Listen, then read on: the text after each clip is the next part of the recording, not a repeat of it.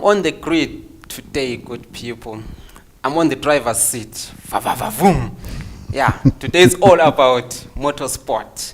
And joining me today is Mr. David Moat of Zimbabwe Motorsport, the Vice President, who just take us through the country's motorcycles. Welcome, Mr. Moat. Thank you very much, eh? Thanks, eh? Thanks so much for having us. And today. Great, man. Thank you very much. And thanks for the interest shown in Motorsport Zimbabwe. You know. It's good. Can you just introduce yourself to our viewers? Thanks. I'm the Vice President of Motorsport Zimbabwe. And Motorsport Zimbabwe is under the umbrella, first of all, of our Sports and Recreation Council. Okay. But the big leaders of Motorsport Zimbabwe are two big bodies, FIM, which is the International Motorcycle Federation. In French, they say Fédération Internationale Moto. And then the FIA. And everybody has seen FIA. When you're watching Formula One and you just see FIA, Fédération Internationale Automobile, which is the International Automobile Federation. So it's a trickle down, you know. And underneath and incorporated into Motorsport Zimbabwe are all the clubs. And here in Bulawayo, we've got Bulawayo Motoring Club, Vintage Car Club of Matabiland and Harare. There's Sables, Bogwheelers, the clubs, the 4x4 clubs there. And they all are the trickle down. Then the members. So you can kind of see the tree and the organogram of how motorsport works. It's really well regulated, and it's important to be regulated. Okay. Can you just take us through how motorsport came to be in Zimbabwe, particularly in Bulawayo? When was it launched? How is it elevated? I'm not that old, eh? I know there's some silver hair going on here, but I'm not that old. Okay. But you know, just after the end of the Second World War, if you can see the barracks on First Avenue, Harare Road, that was what they called the Kamalo race circuit. The barracks? Yeah, the 40s and the 50s there, where they used to land World War II in aeroplanes, became the Kamalo circuit. I think it was called the McNeely circuit. And that is where racing started. So in the beginning, you know, you look at those cars, they were just racing on cinders. The guys didn't even have a crash helmet, man. They just, these cars, they didn't have a seat belt. It was very kind of, they just did their best. And of course, they had lots of mortality. The bike riders in those days, they were fearless, you know, in the 50s, 40s, 50s. Fearless guys, man. They didn't have the kit that they had on today. They crashed at high speed. Tough luck, eh? Yeah. The safety gear is not similar to the one we have today. No, they just had a leather helmet. Honestly, just a leather like a cap. That was what they had their day. You'd just be out there, but now you'd be closed in. So, you know, going back to that history, you know, you've got to go back to who was famous then at the end of the 50s and still alive today at 93 years old. Bulawayo, famous Jim Redman. They knighted him in England for his efforts in motor racing. Is now called Sir. He got an MBE in 1963. He wasn't even living in England, but he raced so much in England at that time that they knighted him. You know, they put that sword on your shoulders and you become Sir. And this is a really humble man, eh? I've shared a pit with him. We've had racing together. 93 years old. 2 years ago, he said, I'm stopping. I'm actually too old now. You know, in sports, we only know of Sir Alex Ferguson. Now we have Sir Jim. From Bulawayo. No, I mean in sports in general. Yeah. So you can imagine. So, you know, and you look at the famous names. Not only do we still have alive today, but during that period, we had Gary Hocking, also famous motorcycle racer. He went to Gifford, man. If you went to Gifford, give me a thumbs up. But he's another Gifford boy. And the other Gifford boy was John Love. Now, John Love Motors has been there since the 60s. Love and Redmond were partners in business together. And John Love said to the one day, you know what, I can't ride my motorbike. I'm a bit tired. Jim, can you ride my motorbike? And the next thing, Jim became the most decorated motorcycle rider the world knew until the middle of the 70s. From Bulawayo. Bulawayo boys.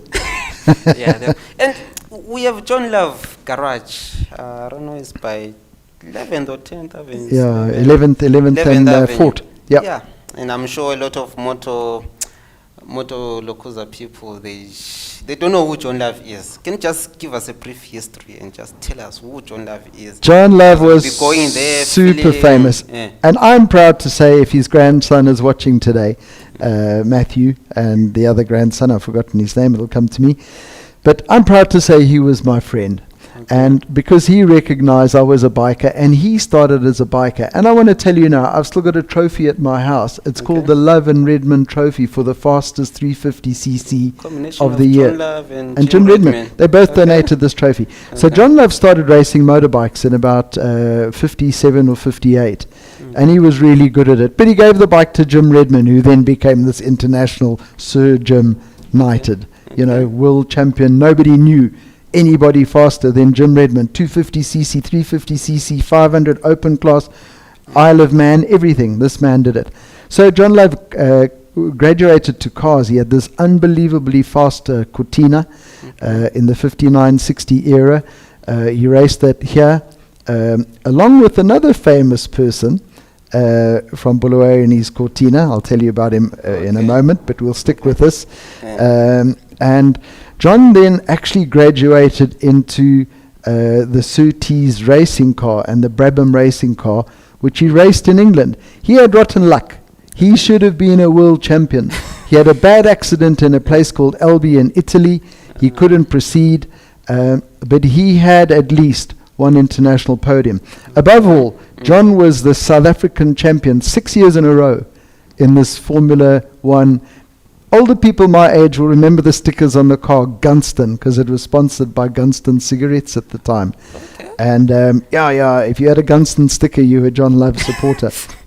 And him and Sam Tingle from Chigutu had the sponsorship from Gunston in this Brabham, and it was a really fast Formula One car. He was a South African champion, as I've said. He won the Angolan Grand Prix 3 times in a row. He won the Maputo in Lorenzo Marx at that time 3-4 times. He was super famous and should have been up there, but our political climate wasn't right at that time.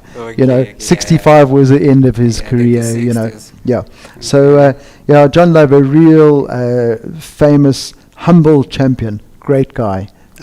Along with him at the time was Peter Sissons. Now, Peter Sissons is still racing. No, Peter Sissons. I'm talking about Sissons. No, Sissons. Don't get them. Sissons. They were racing their Cortinas together. So if you mention the Petersons, obviously you're up to date with your history. And, you can start with those Peterson brothers in the late 70s as 4 crazy motocross brothers from Kodoma. Okay. Who now, fast forward 2 generations, have got their young son, Robbie's son, Cam.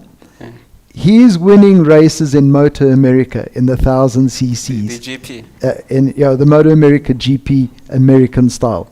Okay. They're just as fast as Moto GP, but it has an enormous, enormous following. He is a champion. And it's unbelievable to know from that family, when you look at Peterson, Cam, Robbie Peterson in his own right raced for Marlboro Yamaha Kenny Roberts racing team in Spain and Malaysia. Unbelievable talent that these guys had. Dave Peterson also competed in the MotoGP era with reasonable success. His late brother Keith also, just this family was so skilled. Gary Peterson in motocross, just a family from Kodoma of unbelievable motor racing sports people. So that's the kind of rough history of how good Zimbabwe has been in motorsport. I'm sure a lot of motorsport enthusiasts and drivers, they envy you. You've been with the John Loves, the Petersons. How has your experience been like, just in the motorcycles? Well, it's a blessing for me, to tell you the truth. First of all, that I'm walking and talking as I am, because I'm still racing at 66 years old. The track experience. Yeah, so I was never as good as those Petersons and Al Hockings, and those guys were really daredevils. But having the great pleasure of meeting a current world champion contender, number 33 Brad Binder, who looked at me 10 years ago in South Africa, and he said, you know, you've got quite a lot of white hair there for a guy that's doing sub-10s at Swartkops, you know. And I've never forgotten that, you know. And my brother went to go and watch him last year in Le Mans in France. Okay. And he said, do you remember my brother Dave Moat? And he said, not really, but give me some more. He says, yeah, he was racing at Swartkops. He says, oh, yeah, that old guy, eh? You know what I mean? Yeah, so mixing it with these really famous people who, when you realize, are just down-to-earth, modest guys, you know, it's been a pleasure and a real privilege to phone Robbie Peterson and congratulate him on his son's success in the Motor America. Yeah, you know, you can just phone them. I feel, yeah, and it's they're your friends, you know, and really fast people. You know, I've left somebody off here in my rambling. Also, not to forget, probably Zimbabwe's most successful 90s rider is Shaun White from Harare, who's the 4-time 600cc champion in South Africa. Okay.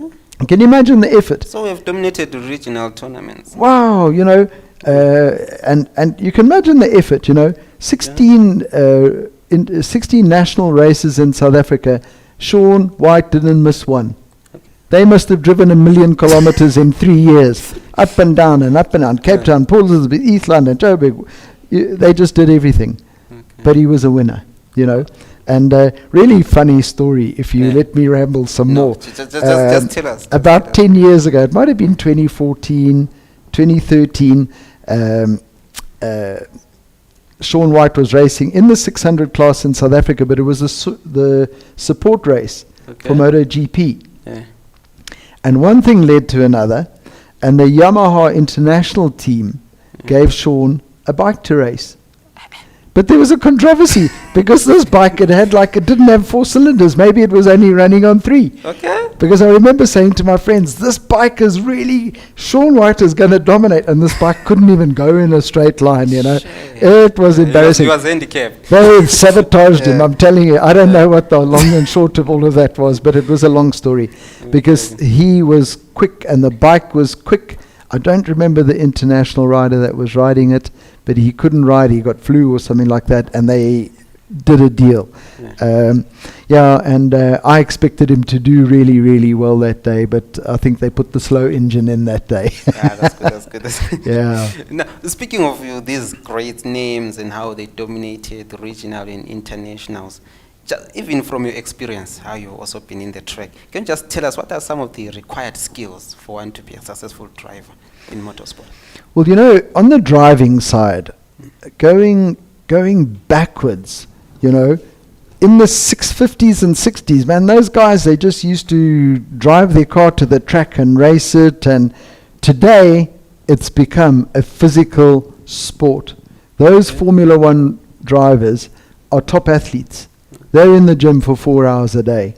They can't miss a beat on concentration. So talking about me and talking about my bike mates, you know Ian Guthalis and us guys that go out there racing for an hour in an endurance. It might look like nothing at all, but you need to be fit and you need to be strong. But most of all, you need to have some real strong mental willpower. I was going to ask about that. Is there no mental war games? Yeah, well, you know, I'll give you a little anecdote. Last year, my 250 that I'm racing is a little bit quicker than the other youngsters that are racing. So we were at the track and I said, come guys, we'll do a bit of training, stick with me. Well, guess what? They learn too fast. And then in the second race, in the 4th turn, they're all bumping me, you know, and they're giving me a push and giving me a shove. And you don't want to fall off at 100 kilometers an hour. It's not rated. You know, it's not football. They're just putting you off your game. Yeah. So you need to have a little bit of arrogance, but most of all, you need to understand that this is a sport that is dangerous. You don't want to have hotheads racing. You've got to be kind and considerate whilst you're racing. I'll never forget with Timber Kamalo a few years back. I was training with him. I had Phil Archinell, the 3 of us were training, and we're all going quite quick, doing about 1 minute 17s in the Bulawayo track. Okay. And all of a sudden I thought, wow, I'm going to pass Timber. Now, Timber is a real champion in South Africa in the short circuit racing. And we really wanted him to come here for this 3 hour, but anyway, he couldn't make it. And he just peeled off because he'd missed a gear and his gear lever was wrong. I nearly hit him on the straight. And I stayed out for another 2 laps so that my temper went down a little bit. You know, just cool down. I needed to cool down because you were wondering, hang on a second, Timber, did you buy your license in Soweto? What's going on here, man? Because you need a license to race. You have to have passed a medical. There is a whole program about getting a license to race.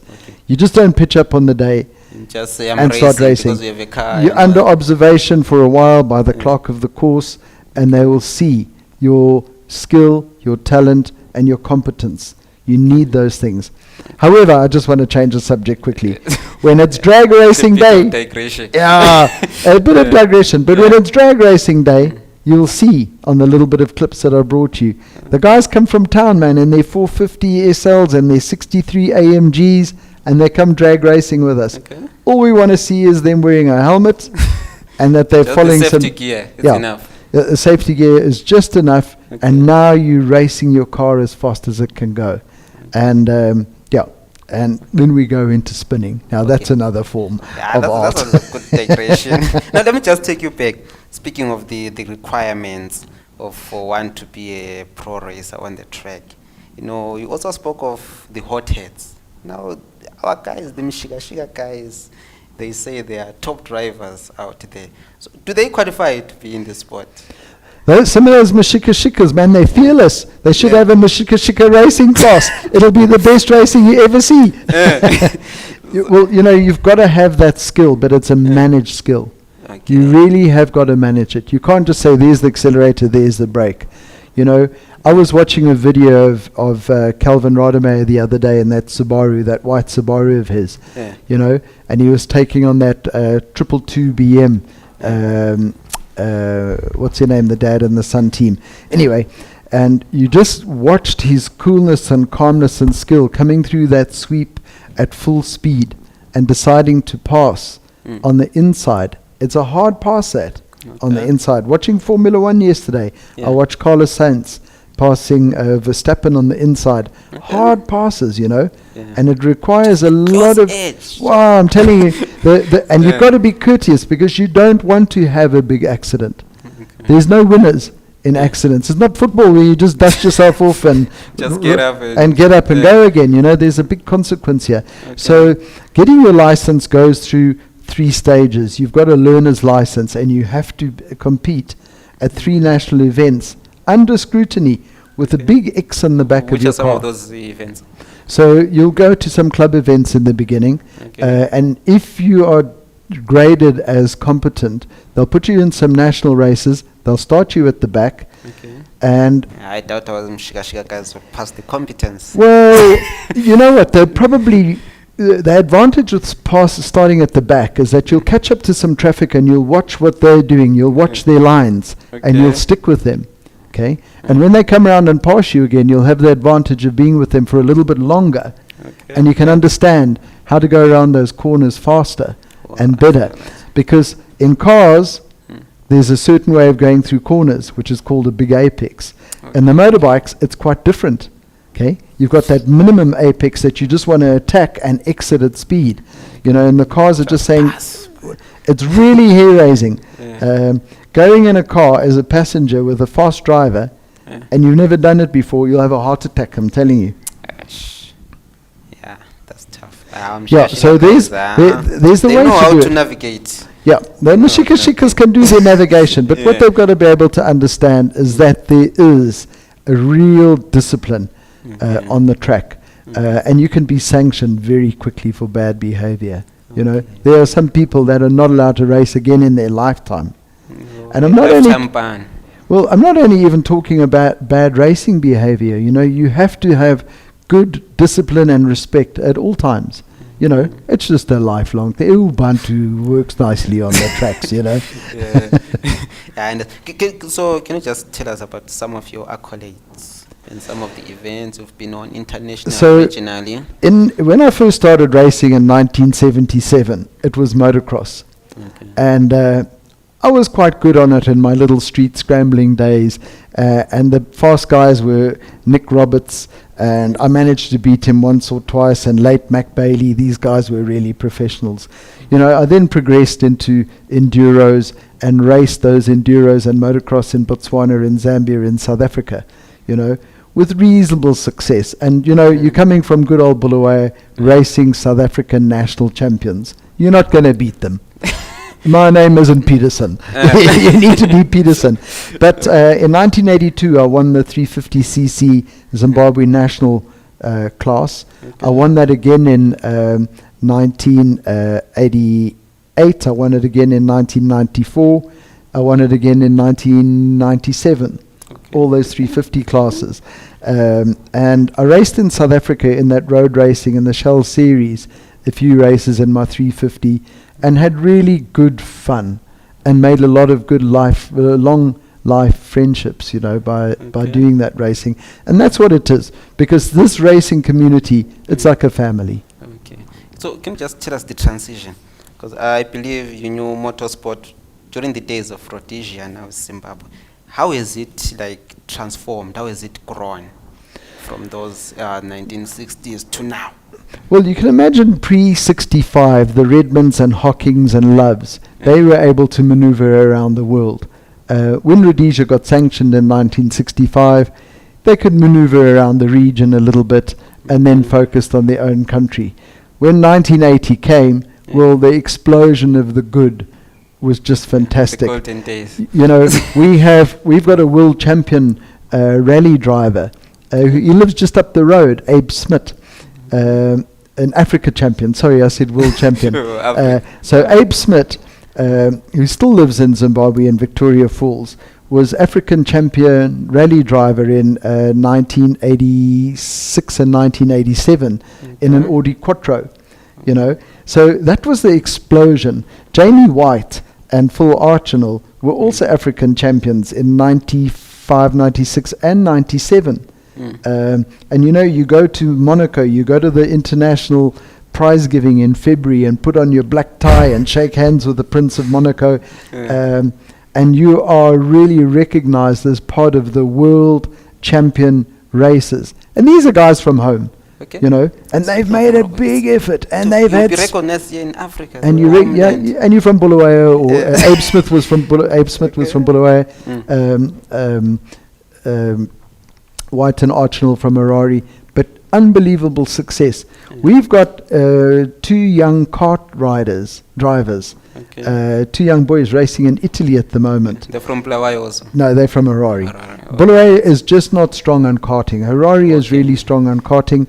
You mentioned Kevin Dufty. They have the academy down They've got an academy there, and those boys are doing really, really well. And it's nice to put inside. The VP, you should also try to have an academy also here in Bulawayo. Well, in other provinces. The carts are here, and there was Ian, what's his name, Nichols. They started promoting the carts again in Bulawayo, but it just didn't get the traction. And I suspect that the track may be a bit too bumpy. There was that period where Delma Lepepi was putting money into karts, and he was racing karts. Do you remember that? About 12 years back. But just maintaining these racing circuits needs quite a lot of intervention. And this is the advantage. Sponsorship. Yeah, but it's also, this is what is the advantage of belonging to this big international organizations, because they send sponsorship sometimes. You can just imagine that the Verstappen fans are pumping money into something that goes back to FIA, which comes back to good old Bulawayo.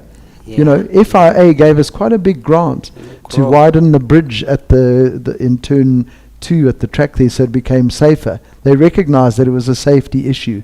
And it's really good, because it's that the world goes around here. We say one hand washes the other. We pay money to race. Izandla sigeza isandla. Isandla sigeza. Sigeza. One hand washes the other. Isandla sigeza igeza. So it doesn't. It's not cheap. Motor racing is a little bit expensive. in the scheme of things. You know, getting your license, going for a medical, buying tires, buying fuel, traveling around the region. So I think mental is also not cheap. Because how can you keep your cool if someone just bumps you? You've got to keep your cool, because you want to maintain your reputation as a great sportsman. Yeah. And that's where I look up to these old guys that have given us what we've got. Yeah. Because that track, that Vic Falls Road Circuit, Motorsport Bulawayo, Motorsport Park Bulawayo, these things have come down the pipeline. We've been fed them from the famous guys. Generation from generation. Yeah, you know, so it, and I've looked at their behavior and how they've managed to pass on to us these great things. You know, you look at Dylan Pragji racing in South Africa. We haven't touched on him yet because he's our international hero at the moment. Okay. Because he's racing. Oh, well, he's in South Africa. Well, you know, once you've gone into that Gazoo racing in South Africa, they're all in the same cars. Okay. And he's been handpicked and recognized not only as a great driver, but as a good ambassador. Okay. For the sport. For the sport. Okay. Because he's just gentleman Jim. Cool, calm and collected, you know. If you're getting this, Dylan, good job. Really a great ambassador for sport, because those guys are traveling all around South Africa and they're saying there's a Zimbabwean driver, you know, and he's doing well. And, you know, the spotters are there for the next level up, and he is going to the next level, I've heard. Also the young ones will be looking up to him. I just want to be like him. I want to be like him, yeah. Well, I saw a photo the other day of the world champion MotoGP 2022 champion Fabio Quartararo in the pits with Marc Marquez when they were little boys, 10 and 11, and saying, we want to be like these champions here. We want to be like Halewood and those real champions. The legends. And they've done it. They've set their minds to it at a young age and said, we want to go and do that. You know, so that's where it comes. I was on the subject of recognitions in Morocco. And those generations, you know. You know, and on that subject of Calvin Rademeyer, who's the national champion sports car driver this year. Bulawayo guy again. His father and his uncle were national champions in the Formula Vs, Gerrit Rademeyer and Johan Rademeyer. Their father, the family line. His grandfather was a national rally champion in the 50s and 60s. You know, so it passes down and passes down and passes down. I'm learning a lot today. And you know, once you get it in your genetic structure, it doesn't go away. But doesn't that, like, say you have a family of those successful, your family is successful, your grandfather, your father, does it not put much pressure on you if you're also in the sport? Like, I have to live up to the family name. Well, I think that happens, and when you look at it in MotoGP and you see Kenny Roberts, who was a big champion and still a respected champion from the 70s and 80s, and then his son came alive in the 90s and 2000s, but not as good as Dad. Just not as good. You know, really good. Because everyone will be comparing you to your father. I never heard that. But, no one compared him. But you've got to think about that, you know. What are people thinking? Are they thinking, wow, can he be as quick as his dad, you know? Can Peterson be quicker than Robbie Peterson? The answer to that one is yes, you know. Because he's a champion. Honestly, Cam Peterson... just an aside, a quick aside about that.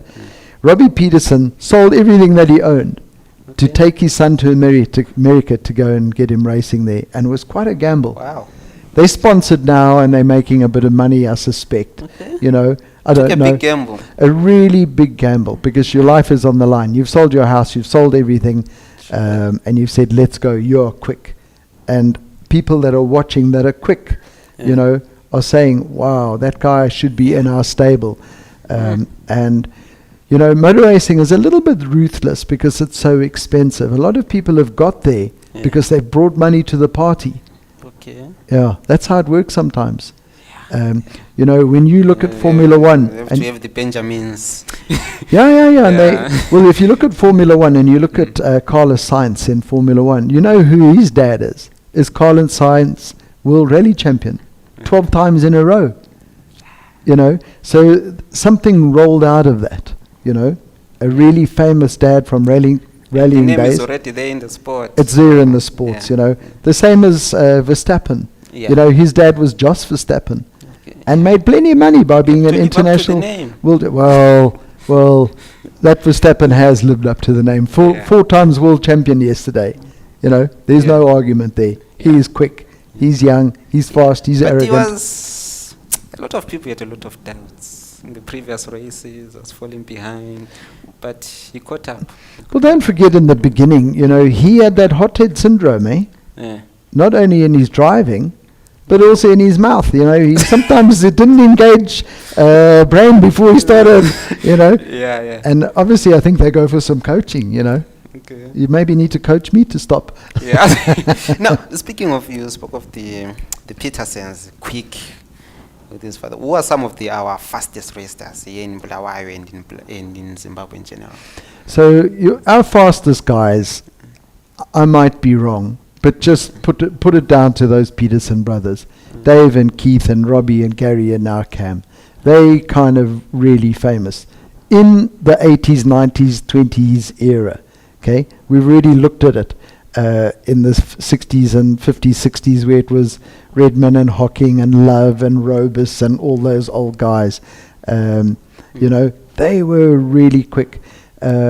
We've had lots of national champions come out of Bulawayo in cars. You look at it just recently with Calvin Rodemeyer in the sports cars in the Subaru. You look at Dino Kamal. Can you see Dino's Datsun? You know, he's won that 1400cc class this year. You know, these guys are champions, man.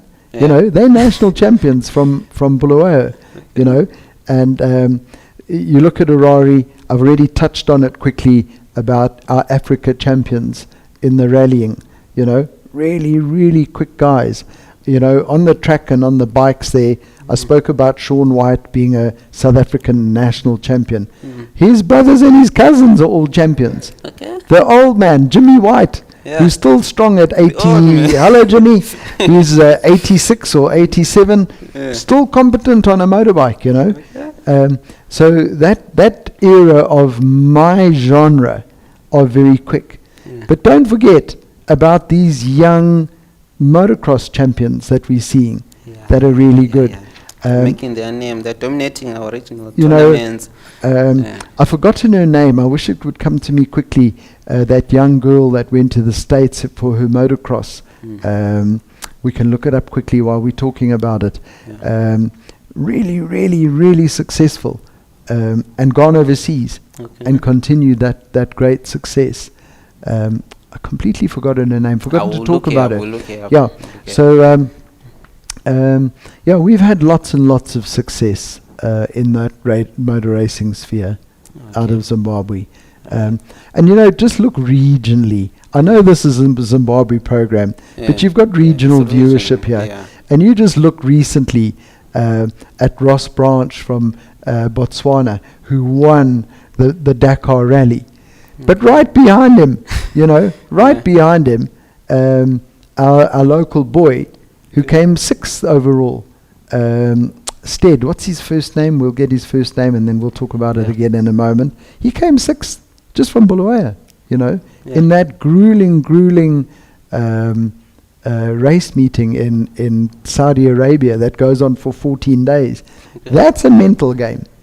But if you're on a motorbike, it's not Stead. I gave you the wrong name. You're going to have to go back and sort that out. So he is